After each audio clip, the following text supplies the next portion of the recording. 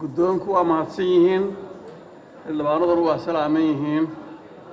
casar wanaagsan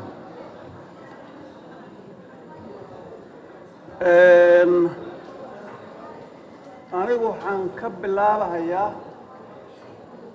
khilaafka waxa ku qoran oo aanan garanaynin waxaa ku qoran diyaariyay xildhibaan afka u dhaweey laguma maqlo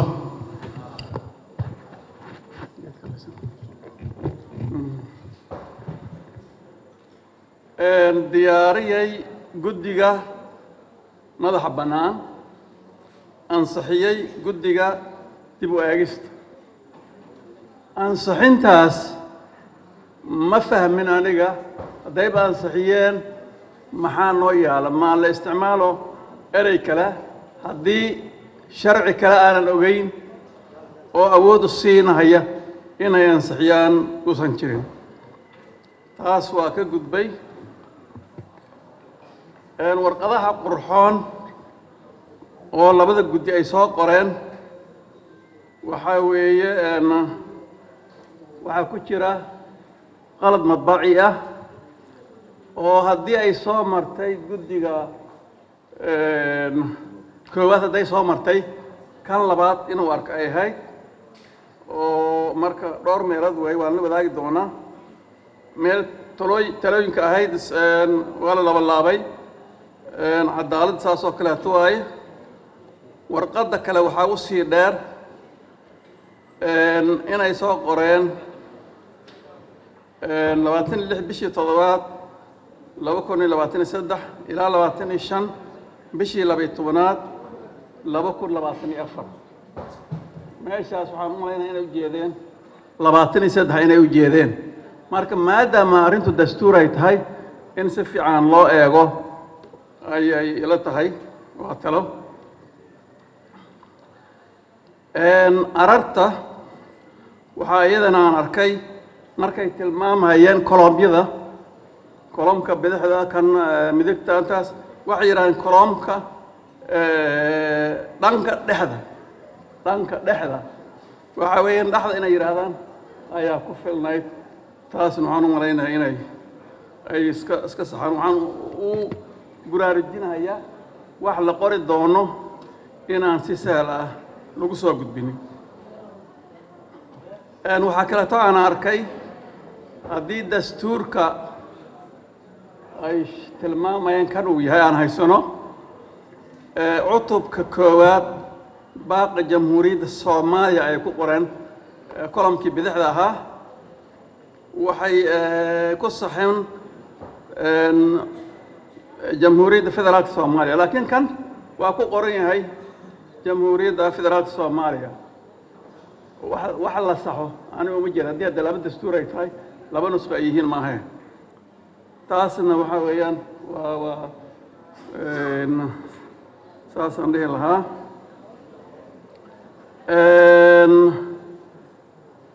jamhuuriyad waa laga hadlay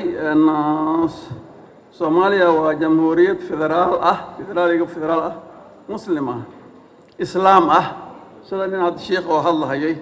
meeshan uu ka sheegay waxaan oo iyadana tilmaamhaya isla qodobkii koowaad kolomka ugu dambeeya oo midigta ah waxaa lagu kordhiyey ereyada faallo ah marka waxaa ku qoran halkan waxaa loo kala dhigay laba dhigood waxaa loo kala dhigay laba dhigood yacni loo qiibiyey laba faqrood waxay ahaan lahaydba waxa weeye taas iyadana asluub laga habboon yahay baan u arkahayaa arrinta xeerka annagoo haysana af soomaali original ah oo xeer la yidhaahdo in aan godka ugu galno sharci oo ka imaan karto ka dhalan karto xoogaa in lanagu naqdiyo inkastoo wax la bartay ayuu yahay waa laga fiican yahay marka xeerka isagana sidaas baan aan dhihi lahaa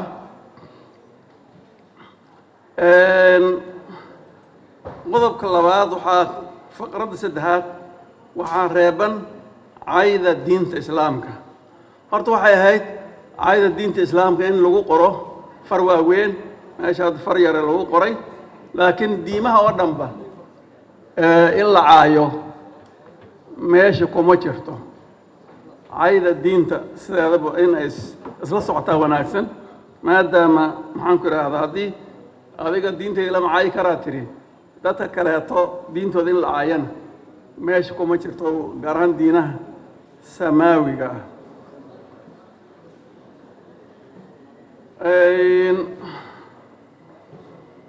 meeshaas waxaan raacinayaa waxaa laga dhawaajiyey sunni ah. islaamku culammadan ha iga raali lahaato, dad koofi waaweyn aan u jeedaay, islaamku ma aha sunni keliya maaha. marka inaan hoos ugu daadegno waa laga fiican yahay sida ay usoo qoreen inuu ku gaabsano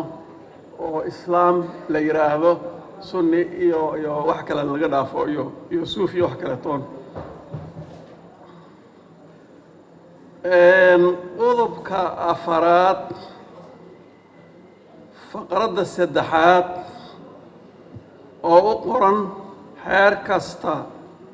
go-aan kasta ama tallaabo maamuleeda kasta, inkastoo lasoo gaabin karay hadda ay laga hadlay, oo ka soo baxa xeer aan idhaahdo heer kasta iyo hay-adaha dowladda kana soo horjeeda dastuurka.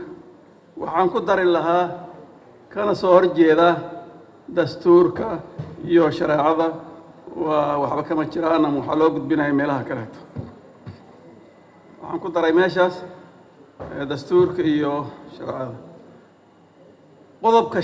shanaad aan u imaado. qodobka shanaad waa xasaasi, afkuu ka hadlaya. ficnaan lahayd ayaa horta in hal af keliya aan leenahay, midnimada ay ka qayb qaadan lahayd. ficnaan lahayd ayaa inaan u howlgalno in aan afka u marno ummadda inaan ku midayno. marka haddii bal siday tahay loo qaato, waxaa iyadana ka ratimaysa sida hadda loo sheegay in dadka qabanaya xafiisyada guud ee dalka ay labadaas luqadood ku hadlaan. marka waxa weeyaan guddiga iyo madaxda iyo baarlamaankuba inay isla eegaan sidee xeego loo xagtaa ilkaan aan wax ku gaarin. maxaa yeelay mantiq maaha hadda dadkii oo dhan inay dadka xafiisyada dowladda qabanayo inay ku hadlaan afka maxaaga iyo afka maaya oo isla jira. saa darteed arrintuna waa dastuur waxaan ka hadlayno, in la dhiirigeliyo, la kobciyo, kor loo soo qaado afkaan dastuuriga ah, laakiin waa in aanan maxaan ku ahdaa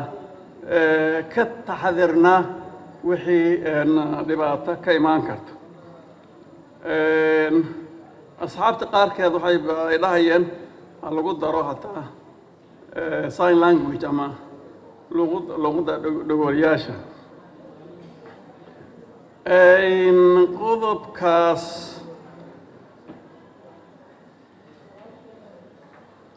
lixaad faqraddiisii saddexaad iyo heesta qaranka.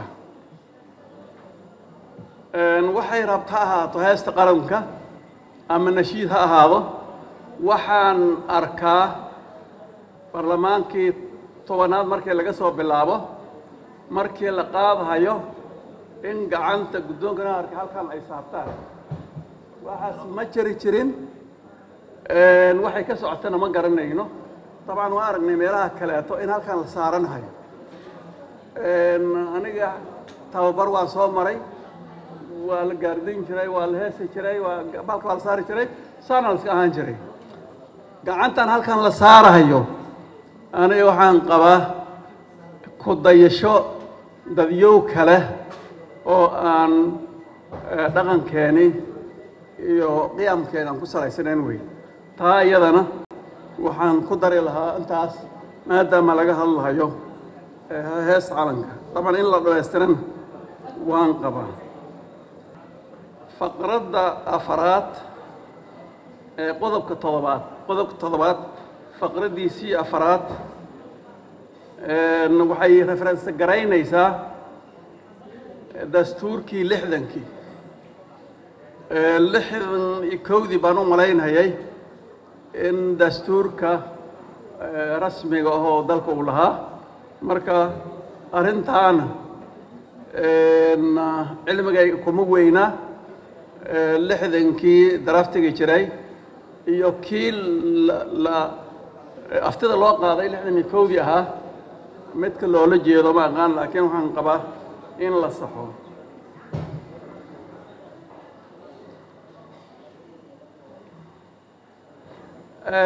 qodobka sideedaad walow aan filahayo jinsiyadda in mar kale laga doodi doono ama laga dooday laakiin aniga waxaan qabaa sideedaba qof Soomaali ah dembi kasta uu galo inaan jinsiyad laga qaadi karin laakiin la ciqaabi karo la xukumi karo loo diidi karo inuu tartamo laakiin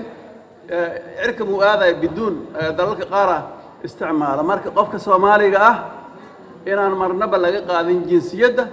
laakiin wixii dembi uu galo ciqaab waxay rabtaa ahaatee la marsiyo taasna saasan Soomaalida hore waxay dhihi jirtay ugu dambaystii qodobka sagaalaad waxaan u malaynayaa sida dadka oo dhan ay u tilmaameen arrintan waxaynan ogeyn macluumaad aanan haysan oo aan lala wadaagin baarlamaanka ayay og yihiin guddiga dastuurka haddii kale kuma dhici lahayn inay xusaan haddana aan maxaan ku idhaahdaa soo bandhigin marka waxaan qabaa arrintaas ama ha lala wadaago baarlamaanka ama meeshaan ha laga gooyo oo gadaal ha loo celiyo asalaamu calaykum